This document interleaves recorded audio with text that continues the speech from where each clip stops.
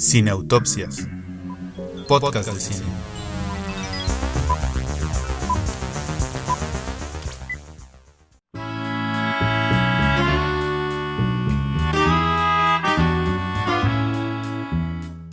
¿Qué tal, amigos de Cineautopsias? Bienvenidos al episodio número 39 de Cineautopsias, podcast de cine.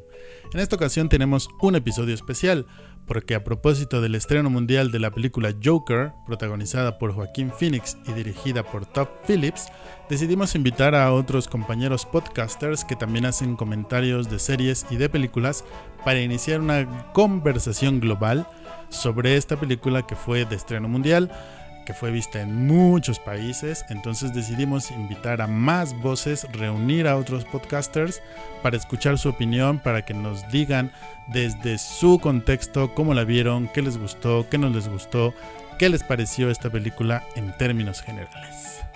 Así que espero que les guste este experimento. Van ustedes a escuchar en primer lugar a Rafael Echado del podcast Echados Viendo Tele desde Nicaragua. Enseguida van a escuchar a Javier y a Axel desde el Estudio 1 de París del podcast Cosmópodis y a nuestro amigo Enrique Figueroa Anaya del podcast Cinemanet de aquí de México, y luego ya Julio Muñoz y yo les estaremos dando nuestra opinión sobre The Joker. Así que bueno, esta será la dinámica para nuestro episodio 39, espero que sea de su agrado y con bisturí en mano, comenzamos. Estás escuchando Echados Viendo Tele, podcast sobre cine y televisión. Para el análisis, Rafael Echado. Saludos, soy Rafael Echado del podcast Echados Viendo Tele y agradezco mucho este espacio que tengo para toda la audiencia de este programa, y voy a hacer un pequeño resumen o mis impresiones sobre lo que significa Joker, una película que de por sí esperaba desde hace mucho tiempo y que no puedo decir que me decepcionó para nada. Creo que tuvo todos esos elementos que uno ya anticipaba que podía tener, desde el aspecto oscuro, sombrío, y aquel estudio de personaje, un personaje complicado, con capas, un personaje que no se define en tan solo unas cuantas palabras y que no necesita ser demasiado expresivo con palabras para que el espectador entienda por todo lo que está pasando. Creo que la puesta en escena, la ambientación ayuda mucho también a darnos a conocer quién es ese Arthur Fleck que está perturbado, que está dañado, la fragilidad humana representada en un hombre que la vida nunca lo trató bien y que tuvo desde muy pequeño una condición mental que simplemente lo acondicionaba a ser diferente, y como nos muestra la película que en una sociedad donde uno no encaja, pues las cosas a veces pueden salir muy mal. Creo que la película en sí tiene un desarrollo muy aceptable, un ritmo muy agradable, y que aunque es cierto que los personajes secundarios su influencia es bastante menor a lo que puede ser el propio Arthur, creo que también van sumando y van dejando una estela en lo que es el por qué este Arthur Fleck se convertiría en el Joker que todos conocemos. Es una película que se me hace entretenida, pero que al mismo tiempo creo que es para gente que algo tiene de referencia o que por alguna razón le gusta lo que significa Joker, que siempre lo he considerado el villano más interesante en todo lo que es el espectro del entretenimiento, ya sea cómic, anime o lo que sea. Siempre creo que lo que es el Joker es de lo más interesante, y tener eso de referencia creo que sirve bastante para sustentar lo que es la película. Sí tengo unas observaciones, y es como que de pronto hay ciertas, digamos, no son errores, pero sí que la dirección a veces se vuelve muy simple. Bueno, más bien hay una parte en particular que sí creo que era innecesario que hicieran unos flashbacks, y que eso es como que tratar al espectador como que es perezoso y no atar cabos, pero aún así creo que la película tiene una cinematografía impresionante,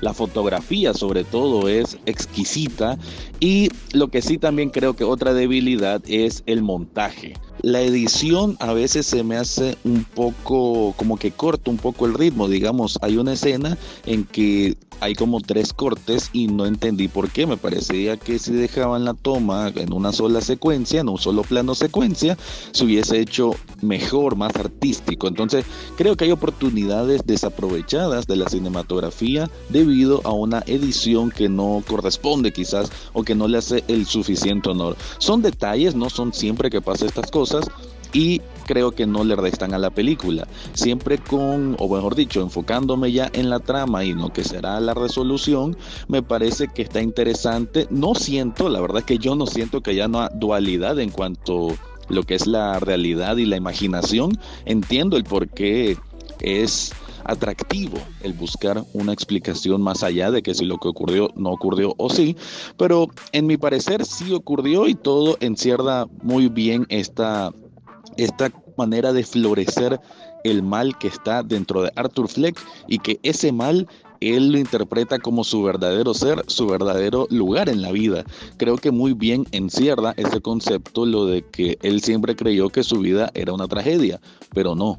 Su vida siempre fue una comedia, y esa comedia es la comedia del mal, del caos, del quitar el orden y el status quo de una sociedad que siempre, digámoslo así, le dio la espalda. Para terminar, creo que es necesario decirte que la película en ningún momento incita a la violencia, en ningún momento glorifica el mal, a como algunos críticos irresponsables y que se creen lo mejorcito del mundo y que escriben para grandes diarios, grandes medios de entretenimiento en Estados Unidos han dicho. Creo que esa visión es simplemente tener una visión escasa, una visión simplista, una visión que creo que es para personas que no comprendieron que esto, aunque es cierto que es una película con toque realista, hay muchas cosas que no son realistas. Ese es un punto también que es bueno tocar. La película podrá verse como la más seria, entre comillas, del universo cómic que se ha hecho, pero se toma muchas libertades, que es normal en películas de cómic. Por ende, no hay que tomarla tampoco tan en serio en todo momento, o como que es un reflejo palpable de la sociedad real. En ese caso, entonces, me parece que no glorifica el mal y que nunca está intentando decir de que es bueno que triunfe el mal y que hay que tener una empatía en todo el momento, hasta su viaje final, por el Joker.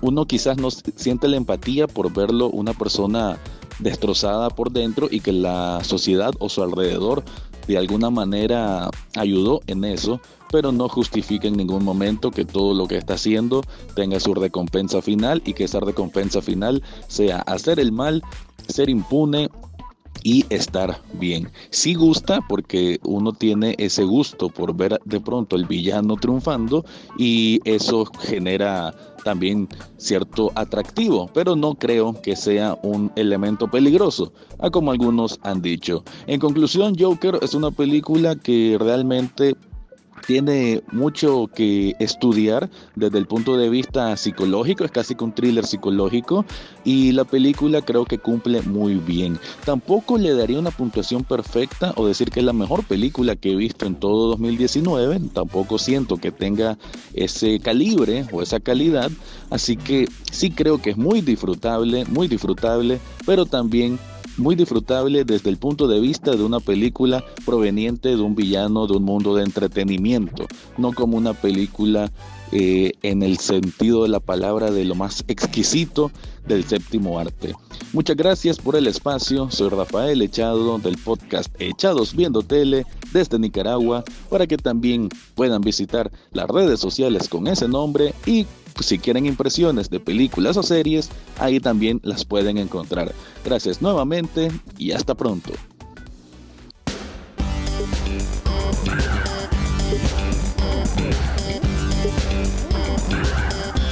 Hola Javier. Hola Axel. ¿Cómo estás? Muy bien, ¿y vos? Todo muy bien. Bienvenidos a Cosmópolis, bromeando con la cultura del mundo de a un tema por semana, en vivo desde el Estudio 1 en el sur de París, reunidos hoy para hablar de la película Joker del director estadounidense Todd Phillips, en esta edición especial de nuestro podcast Cosmópolis en versión corta para Cineautopsias.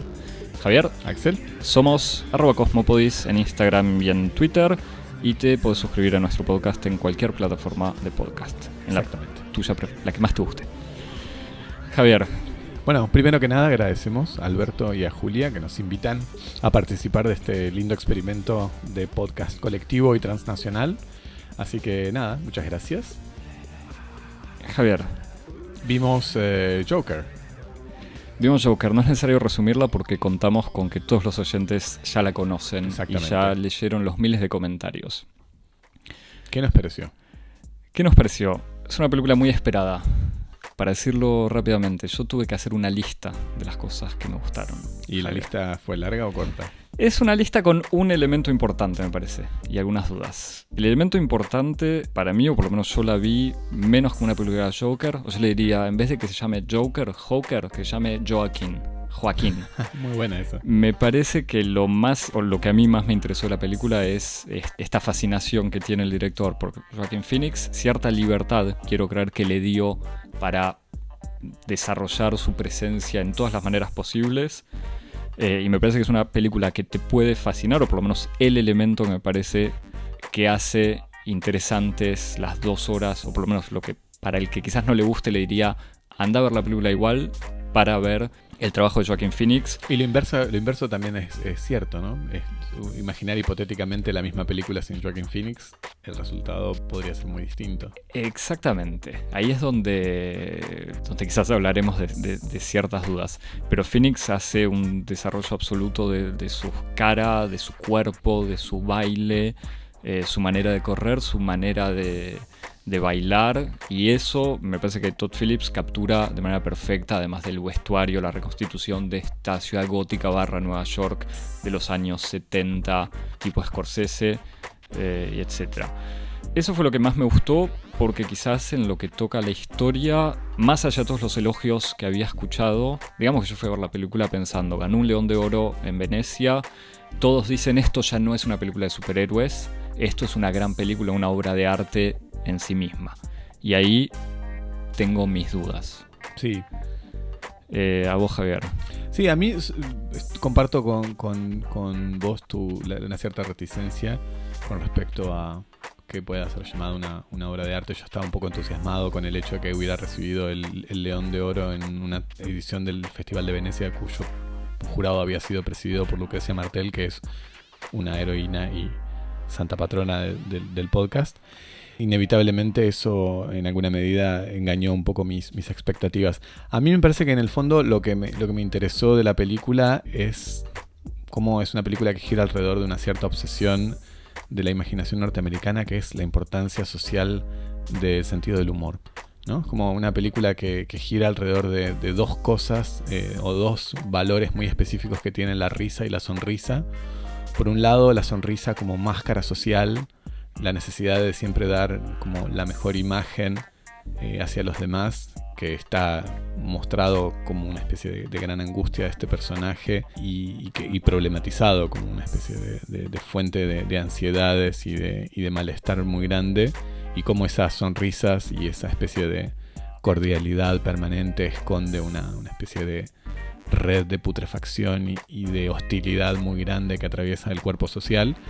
Y por otra parte, la risa y la comicidad como una especie de desarrollo expresivo privilegiado en la figura y en el género de la comedia, ¿no? Como el comediante tiene una especie de lugar en la cultura norteamericana, al mismo tiempo como un paradigma así de un cierto ideal expresivo, y al mismo tiempo como una especie de lugar de articulación de la verdad, ¿no? Y me parece que es muy interesante pensar en esa especie de aspiración la aspiración alrededor de la carrera del comediante en el imaginario social norteamericano, y especialmente con el rol que juegan los comediantes hoy, como esas figuras que son las figuras que son capaces de decirle la verdad al poder, ¿no? Así que en ese sentido me parece que hay algo interesante sobre el rol que ocupan la risa, el humor en imaginación norteamericana. Sí, es que a mí, si querés... Incluso el comediante, que es un argumento que uno podría desarrollar en el presente político y social norteamericano del comediante como héroe, ¿no? Si hay una figura... Late night hosts, exacto, si hay una figura que es una figura que tiene una especie casi de rol de héroe cívico hoy en día, son, como vos decías, estos conductores humoristas de la televisión norteamericana, que son en un mundo atravesado por la hipocresía y el acartonamiento. Los únicos que son capaces de decirle la verdad al poder son los comediantes. Me parece que en este sentido hay como una especie de contracara en donde esta especie de guasón por el cual tendríamos que sentir algún tipo de empatía o de simpatía se proyecta como un héroe, del mismo modo que en el presente los comediantes son los héroes de la escena televisiva. Sí, lo que me gusta de eso que decís es que yo te iba a decir de alguna de las críticas, para desarrollar un poco mis críticas. A mí, lo que no me gustó es que, digamos, la película, o por lo menos el personaje de este Joker, aparece con un trasfondo de violencia política, insurrección contra los ricos, y él termina encarnando una especie de líder imaginado por él mismo o no, eso poco importa, o un representante de esta bronca, esta guerra social de alguna manera. Pero al mismo tiempo me parece que, así como la película da a entender o inserta al personaje en este contexto, en realidad el personaje no se inserta verdaderamente en ese contexto, en el sentido que Arthur Fleck es una especie de... tiene un problema psiquiátrico, enfermo mental, que de vuelta se podría discutir si es lo de la risa o si es algo que él creyó desde siempre por una situación de manipulación. Es una persona con mala suerte, digamos, un par de elementos de la intriga se desarrollan simplemente por su mala suerte. La gente es mala, o sea, es una sociedad putrefacta, pero al mismo tiempo la gente es mala con él cuando no es mala contra otra gente. Y Thomas Wayne, el padre de Bruce Wayne, es un hombre rico, pero malo, digamos. El problema no es solo que sea rico, sino que además es mal tipo. O sea, que habría abusado de la madre de Arthur Fleck. Y en el fondo también tiene unos manejos en su carrera política que no son muy, muy claros. Digamos, no hay una injusticia estructural, social, detrás de esta insurrección. Sí, el conflicto político estructural está personalizado. A lo que decís con la figura del Late Night Host, a mí me parece que la película, que todos evocan como una referencia, es una referencia obvia de The King of Comedy de Scorsese, justamente lo que tenía mostraba muy bien esta figura o esta fascinación por la comedia, pero no había política, como si la hay en la película. Entonces ese detalle que decís me parece es una buena manera de diferenciar las dos películas, aunque me parece que si hay que elegir, mejor ir a ver The King of Comedy directamente. Javier, ¿cómo ves esta cosa de decir es una película para incels, es una película para gente que se preocupa por la enfermedad mental, es una película que defiende una lucha política? Sí, me parece que no veo un interés verdaderamente profundo en la problematización de estas cuestiones en la película. Me parece que hay una voluntad deliberada de la parte del director y del guionista de tocar una serie de fibras sensibles en la sociedad para producir un efecto emotivo y después una catarsis al final. Y en ese sentido, Todd Phillips toca todos los botones, ¿no? Como un poco el del incel, un poco el de las personas que tienen una insatisfacción con la situación de desigualdad económica. La película va un poco en todos los sentidos, sí, precarización salarial, Occupy Wall pobreza, Street, mujeres solteras, los de Wall Street que son mal tipos. Como que va en todos los sentidos, no tanto porque para señalar la multiplicidad de los conflictos sociales, sino para tocar fibras emotivas y activar a esos públicos, más en una estrategia de marketing que una estrategia de crítica social. ¿Y cómo verías analizar Joker, o sea, integrar Joker en un debate político-cultural? Sí, es una buena pregunta que me interrogo acerca de si vale la pena interrogarse, seguir interrogando estas películas en una lógica de síntoma social o simplemente como un producto de la industria cultural. O sea, producto en el sentido que está bien, toca a mucha gente, digamos, un producto de masas, así que a veces es inevitable debatirlo y discutirlo, pero se puede discutir. ¿De qué estamos discutiendo? ¿Estamos discutiendo de política o cultura o de arte o otra cosa? Tal vez habría que preguntarse qué diría Adorno en estos casos.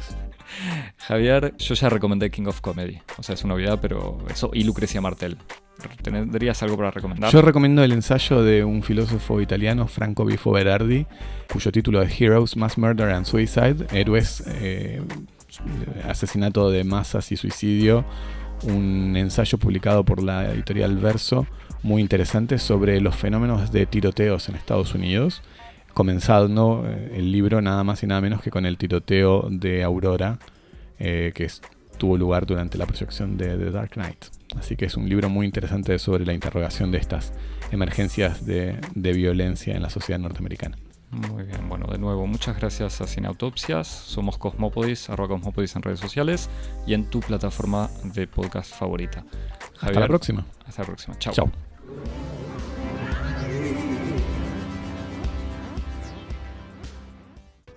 El cine se ve, pero también se escucha.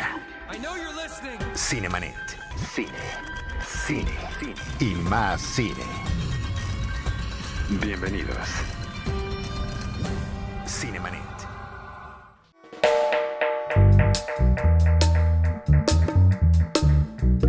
Amigos de Cineautopsias, mi nombre es Enrique Figueroa Anaya de Cinemanet. Les mando un abrazo grande y muchas gracias por la invitación para platicar pues de una de las películas más importantes de este año. Todavía no podemos decir que es la mejor película del año, puesto que el año todavía no se termina. Y todavía falta ahí en el horizonte que se estrene una de las películas también más mediáticas y que también seguramente dará mucho de qué hablar, que es The Irishman de Martin Scorsese. Pero bueno, sí podemos decir que es una de las películas más importantes de este año. Primero por toda la campaña mediática que le ha precedido y que bueno, si el año pasado nos quejábamos un poco de la campaña publicitaria que llevaba a Roma rumbo al Oscar, pues bueno, la gente de Warner hizo la tarea y la verdad es que ha hecho una campaña mediática tremenda para impulsar a Joker de Todd Phillips, que es la película que nos convoca hoy, rumbo a la carrera al Oscar. Y bueno, finalmente, aunque va más allá de solamente una campaña mediática, porque finalmente la elige un jurado en el Festival de Cine de Venecia, pues bueno, el impulso de haber ganado este premio termina abonando a los intereses de Warner, que hay que recordar que desde que se estaba filmando estaba generando una serie de elementos para que nosotros tuviéramos únicamente en la mente la película de Joker. Y finalmente desde entonces, desde esas primeras filtraciones un poco con entrecomillado, pues se nos iba presentando también la idea de que Joaquin Phoenix iba corriendo rumbo a la carrera al Oscar, que esta sí creo, la verdad, más allá de lo que también tenga que ver, pues lo convierte en un contendiente muy importante rumbo al Oscar. Ya veremos si Joker también se vuelve una contendiente importante rumbo a la carrera a mejor película del próximo año, sobre todo por el contenido. Pero bueno, en términos generales es una película que me gusta, y lo matizo así un poco en términos generales, puesto que hay algunos elementos que no terminan de convencerme del todo. Uno principal es que es una película que, si bien no termina siendo un remake de películas de las que el mismo Todd Phillips ha mencionado se influyó, como Taxi Driver, como El Rey de la Comedia, como Raging Bull también, ¿no? Toro Salvaje, también de Scorsese, las tres de Scorsese, sí se siente una película deudora visualmente, en la forma de llevar la temática de este cineasta. Sin embargo, a diferencia de estas películas de Scorsese, la de Todd Phillips viene siendo un poquito más lineal, más convencional. Inclusive el camino que recorre el personaje de Joaquin Phoenix, Arthur Fleck, quien finalmente terminará siendo Joker, termina siendo un camino pues más directo de lo que podría haber sucedido con los personajes interpretados justamente por Robert De Niro, que también aparece en esta película de Todd Phillips. ¿Y a qué me refiero? Me refiero a elementos muy elementales, como el aspecto visual. En El Rey de la Comedia, que es una referencia obligada para todos aquellos que no se han acercado a ella y que les gustó Joker, encontramos por ejemplo una escena en la que, sin estarnos repitiendo en cada instante que el personaje de Arthur Fleck tiene una enfermedad mental, nos queda claro en una escena en la que está recluido en un cuarto vagamente iluminado frente a una pantalla con la cara del público del show al que aspira presentarse el personaje de Robert De Niro. Nos da ya a entender que hay una locura por ahí presente, que algo no está bien dentro de la cabeza del personaje, y ya de esa manera tan visual y sin ser tan literal, termina resolviendo Martin Scorsese a manera visual la forma en la que pues vamos encontrando las pistas de este personaje, cosa que no sucede en la película de Joker de Todd Phillips, en donde a cada rato nos está reiterando el director lo que le está sucediendo al personaje. Pero bueno, más allá de eso, que para mí por esas circunstancias no la convierte en una joya o una obra indispensable, sí la convierte en una película entretenida. Es una película muy dura de ver, ya llevo 2 veces de haberla visto, y la primera vez que la vi, la verdad es que sí fue muy impactante la experiencia. Es una película ciertamente desoladora, con una sensación de desazón, y también reflexionaba, así como la Taxi Driver de Scorsese podría platicarnos o hablarnos de la época en la que se desarrolla, en este momento post-Vietnam, de esta crisis emocional de Estados Unidos como nación. Joker nos está hablando también un poco de lo que está sucediendo en nuestra sociedad en este momento. Entonces, la verdad es que termina siendo una película que también habla mucho de nuestra época, de nuestro tiempo. Y bueno, de la actuación de Joaquin Phoenix, pues bueno, la verdad es que Phoenix lo hace muy bien. Ya lo hemos visto en trabajos anteriores. Por ahí se ha mencionado que también la cinta Hair, en la que protagoniza y actúa Joaquin Phoenix, también tiene elementos de la actuación de este actor para interpretar a Joker. Lo mismo, bueno, no será una mejor actuación que la película de Master, pero sí es una película en la que Joaquin Phoenix se apropia de este personaje. Un elemento que a mí me gusta también mucho son estas 3 risas, porque también hay una dificultad dentro de las interpretaciones de Joker que han habido tanto en las caricaturas como en las películas actuadas. Pues ha habido elementos que han caracterizado a cada una de estas versiones, y en el caso de Joaquin Phoenix logra no solamente una risa, sino 3 risas que vamos viendo a lo largo de la película, ¿no? La primera, que es esta risa dolorosa, casi llanto, de sufrimiento. Una segunda, que es una risa no tanto de gozo, sino más bien como de necesidad de encajar en una sociedad que constantemente lo ignora, y que eso también nos lo reitera a cada momento Todd Phillips. Y la tercera, que es esta risa más de gozo, y que termina siendo una experiencia bastante agridulce para el espectador por todo lo que va observando. La música, no solamente la música de la banda sonora de la cinta, de grupos ya existentes, sino la música original de la cinta es muy poderosa. La fotografía, ¿no?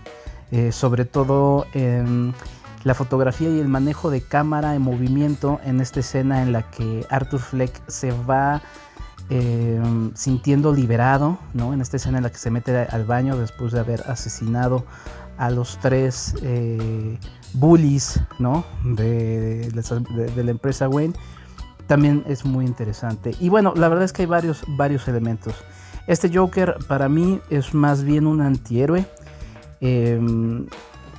Quizá no valga todavía la pena ver si en qué momento del universo de Batman se insertaría este Joker, pero pues este Joker es básicamente un antihéroe, y queda claro un poco en el asunto de que da muerte a personas que así se lo merecen, y estoy entrecomillando, nadie se merece la muerte, pero en la cabeza de Fleck así parece, y pues finalmente son personas que le hacen daño, y perdona la vida justamente a alguien a quien francamente le dice pues tú fuiste la única persona buena conmigo, ¿no? En esta escena curiosa en la que un personaje de baja estatura no puede salir de la casa de Arthur Fleck. Pues bueno, nada más, la verdad es que hay muchos elementos muy interesantes. Por ahí también reflexionaba en Cinemanet, que les invito a que lo escuchen en cinemanet.com.mx y en las diversas plataformas de podcast. Si hubiera un Batman, este Batman sería un Batman fascista, porque este Joker lo vemos más bien del lado de la izquierda política, de la ideología de la izquierda, y Batman vendría siendo una respuesta fascista a este Joker. Pues una película muy interesante, una película que nos dará mucho de qué hablar, una película que se vuelve contendiente en la carrera rumbo al Oscar. Yo veo muy seguro el triunfo de Joaquín Phoenix como actor, sobre todo también por la complejidad del personaje mismo, y como película pues ya ahí veremos, porque bueno, ahí entran todos los valores y circunstancias que el propio Hollywood quiere para su cine. Sin más, yo los dejo, me pueden seguir en Enriquefa86 para seguir platicando de cine, y sigan escuchando Cine Autopsias. Un abrazo grande a mi estimado Alberto Ruiz. Continúen más con este especial de Joker. Por cierto, antes de cerrar, como decía el personaje de El Rey de la Comedia de Robert De Niro, más vale ser rey por una noche que imbécil toda la vida. Eso es justamente lo que resume un poco la presencia de Arthur Fleck en Joker. Hasta la próxima.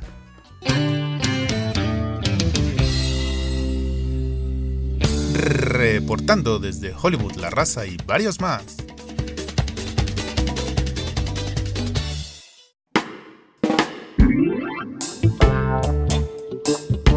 Así pues, vamos a darle a nuestro comentario sobre The Joker, esta película de estreno mundial. Entonces, bueno, pues aprovechamos para hacer esta dinámica con otros compañeros podcasters y nos toca a nosotros dar nuestra opinión sobre la película.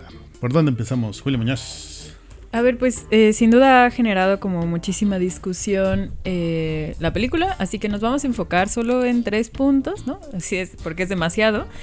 El primero es como esta ambigüedad que tiene la película al momento de retratar qué es lo que está realmente ocurriendo y qué es lo que imagina el personaje de Phoenix, el Guasón, qué imagina que está ocurriendo, ¿no? O sea, ustedes seguro ya la vieron, ¿no? Porque como el resto del mundo ya la vio.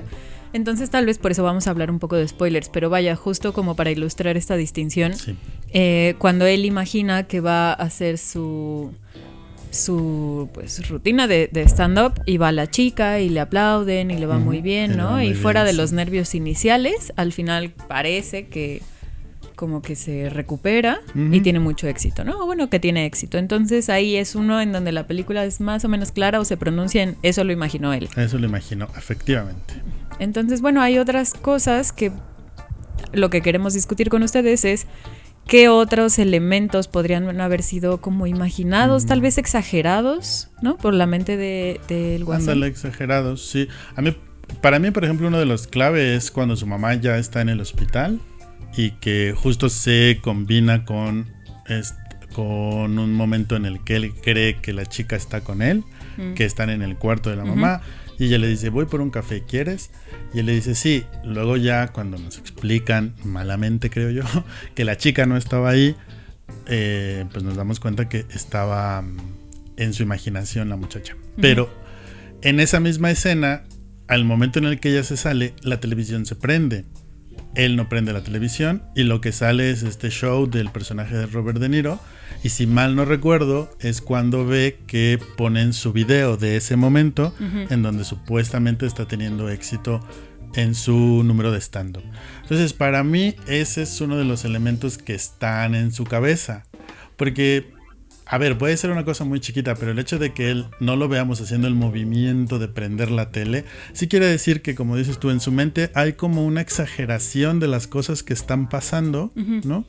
Y que esa exageración o ese querer que hubieran pasado de cierto modo, van contribuyendo en él a cada vez más sentir esta necesidad de como conectar con alguien, y cuando no lo logra, pues va surgiendo poco a poco la violencia.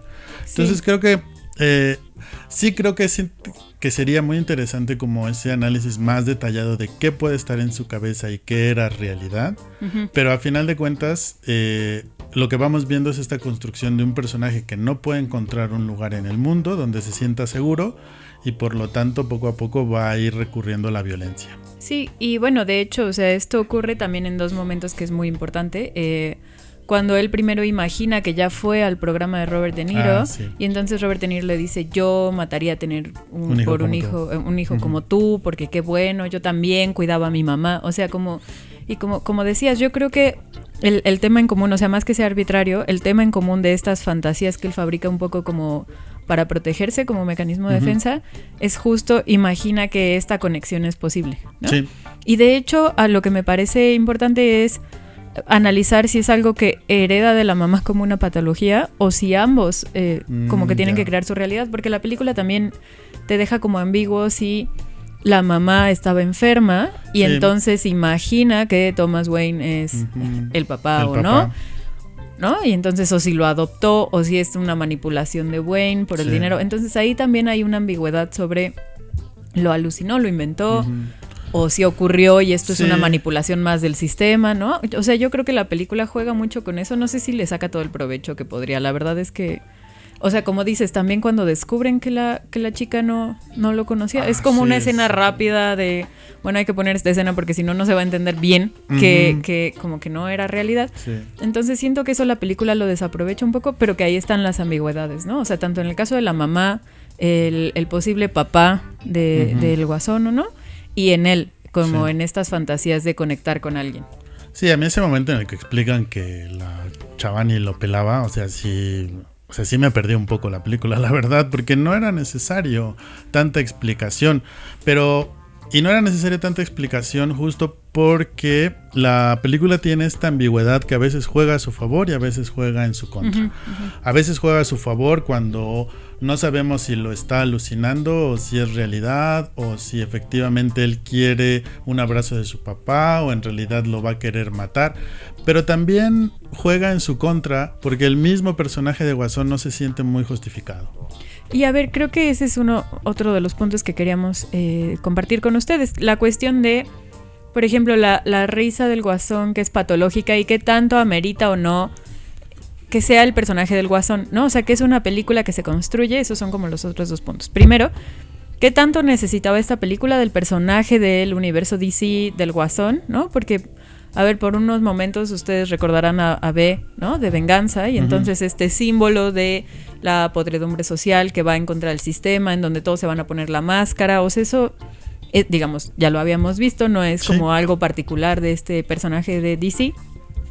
Y la otra es, bueno, pues al final por el éxito que tuvo en el público, pues más bien era como que la gente se apropió de ese mensaje social de sí estamos hartos de un sistema que explota la vulnerabilidad, en donde solo 2 o 3 personas van a disfrutar de la riqueza, ¿no? O sea, como estamos hartos en la vida real de los Thomas Wayne y nos identificamos con el Guasón. Pero yo creo que esta cuestión que yo he visto de me identifico ahora con el villano, es que no es el villano. O sea, digamos, sabemos que es un villano porque el Guasón sabemos que es uno de los villanos de Batman, pero en realidad en esta película, o sea, hasta me parece como complicado para qué, digamos, qué le sirvió usar este personaje, y si no podría haber sido pues cualquier otro personaje con una enfermedad mental, con precariedad social, que acaba harto, porque es lo más normal, acabar harto. Sí. No, pues la referencia obvia es Taxi Driver. Taxi Driver es más o menos el mismo arco. Es este personaje que no puede dormir, que va naciendo en él, por decirlo de esa manera, una enfermedad mental, y que luego va a recurrir a la violencia para poder sacar todas sus frustraciones, todos los enojos que tiene contra una sociedad que para la sociedad él es invisible, ¿no? Y en ese caso el personaje femenino en Taxi Driver remarca la invisibilidad del mismo personaje de Robert De Niro. Entonces sí, a ver, parece ser que esta película es una película de orígenes, en el sentido en el que estamos viendo el nacimiento de un personaje, el cual no tiene que estar completamente definido. Sin embargo, sí es verdad que para como tenemos en el imaginario colectivo al Guasón, este no es ese personaje en el cual sus palabras, sus chistes, sus acciones ya no necesitan de un contexto ni de enfermedad mental ni de precariedad social para funcionar como villano. Sí, y que, insisto, o sea, no lo dejan ni siquiera como el nacimiento de un villano, porque no, o sea, como que él no se entera mucho de lo que está ocurriendo, por la misma ambigüedad que decíamos de qué se da cuenta, qué inventa como mecanismo de defensa, recordando que tiene, o sea, que la película lo enfatiza mucho, tiene una enfermedad mental y no está recibiendo la medicación que necesita. Es complicado entonces decir que es también como una historia de los orígenes de un villano, en el sentido de como que es el resultado de lo que le va ocurriendo, de esa invisibilidad y de los medios que tiene a su alcance para defenderse, pero no es que él mismo hasta este punto por lo menos decida, pues voy a estar en contra de Wayne, o estoy en contra de para nada, ¿no? Entonces, y la otra cosa es esa, o sea, como le digo, lo de la risa patológica, o sea, en donde se ríe como a pesar de sí mismo, él no lo controla, él no lo quiere. Entonces no es cuando dice esta frase de, bueno, mi vida yo pensé que era una tragedia, pero ahora me doy cuenta que es una comedia.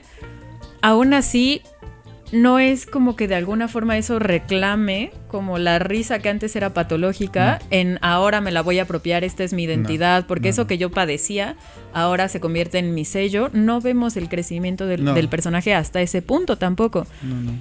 Y yo creo que es una de esas cosas en donde otra vez la película se queda como en una ambigüedad, como en un punto tibio, en donde como que no acaba ni de arriesgarse bien, de decir, pues muy bien, que el personaje encuentre su identidad, pues. Que se acepte como psicópata, por decirlo de esa manera, y entonces efectivamente va a liderar hordas de ciudadanos embravecidos contra las oligarquías. O no, o sí, soy un enfermo mental, ¿no? Y entonces, bueno, voy a hacer estos actos de violencia más o menos cotidiana como forma de protesta, pero hasta ahí. Entonces, a mí quizá una de las cosas que más me gustaron de la película fue ese final, en donde todo es caos, en donde todo es destrucción. Pero sí me parece que la película va hacia ese punto precisamente porque no sabe muy bien qué quiere hacer con su propio personaje. Si lo quiere convertir en un símbolo social de rebelión, o si lo quiere convertir en un símbolo social de precariedad. Entonces deja en manos de la turba, de las demás personas, el desorden, y en él solamente estas ambigüedades dentro de su cabeza, y también un poco sobre si la risa misma es un elemento disruptor, o es una enfermedad, o es un elemento que es parte como de un status quo. No sé, están todos esos temas, y por eso la película es interesante, pero sí hay esas ambigüedades. Sí, tal vez solo para cerrar, justo esa ambigüedad yo creo que se tradujo en la recepción de la película, porque tuvo muchísimo éxito. Yo creo que ha resonado tanto con las personas que se identifican con el personaje principal, a pesar de que tiene una enfermedad mental, que, o sea, digamos, era un personaje difícil, ¿no? Para identificarte, pues. Aún así, que muchas personas se han identificado con él, y yo creo que más bien es, como dices, o sea, la película, al interior de la película, no hacen que el Guasón se asuma como un símbolo para estas personas, como líder, como nada. Y la película parece que es lo suficientemente ambigua como para no pronunciarse sobre nada y dejarle a la audiencia que va a ver la película como hagan con él lo que ustedes quieran, y si quieren hacerlo el símbolo de la precariedad, de la rebelión social, de la lucha contra la inequidad, como una denuncia, lo hizo la gente y no la película, ¿no? Sí, efectivamente. Entonces siento que eso, bueno, eso es parte también de toda la reacción que ha tenido esta película, pero seguro dará para muchos más comentarios. Así, sin nada más decir que la actuación de Joaquín Phoenix, pues bastante bien. En realidad, él sostiene todas estas ambigüedades. Sin él, pues la película, miren. Pero bueno, ustedes están aquí por este tipo de comentarios, ¿verdad? No esperaban otro tipo de comentario. Bueno, vámonos a lo que sigue.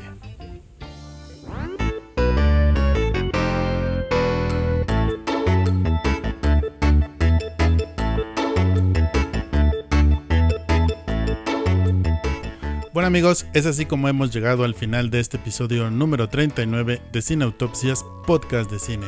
Nuevamente le agradecemos a Rafael Echado del podcast Echados Viendo Tele, a Axel y Javier del podcast Cosmópodis y a Enrique Figueroa Anaya del podcast Cinemanet por su contribución, su comentario sobre la película Joker. Espero que este experimento les haya gustado y que en los comentarios tanto de YouTube como de iVoox, iTunes, Spotify y todos los lugares donde nos puedan dejar un comentario nos digan qué les pareció este episodio, qué les pareció la película, qué fue lo que más les gustó, qué fue lo que menos les gustó y por supuesto espero que se hayan interesado también en los podcasts de nuestros compañeros podcasters para que también los sigan, los escuchen y podamos seguir esta conversación global, no solamente sobre el Joker, sino todas las películas que vienen en el futuro y que seguro todos vamos a estar viendo. Así que bueno, ya saben que ustedes pueden encontrarnos como Cine Autopsias en Twitter, Facebook e Instagram. Esas son nuestras redes sociales para que interactúen con nosotros y que nos pueden ver a través de nuestro canal de YouTube, en donde se pueden suscribir, activar la campanita y también nos pueden escuchar en diferentes plataformas de podcasting como son iTunes, iVoox, Spotify, Apple Podcasts, Anchor, Public Radio, en fin. Así que bueno, pues muchas gracias por estar ahí del otro lado y ya saben que nos vemos y nos escuchamos en la siguiente autopsia. Hasta entonces. Este programa fue conducido por Julia Muñoz y Alberto Ruiz. Postproducción Lázaro Moreno. Idea original Alberto Ruiz.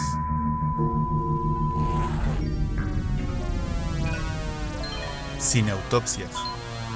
Podcast de cine.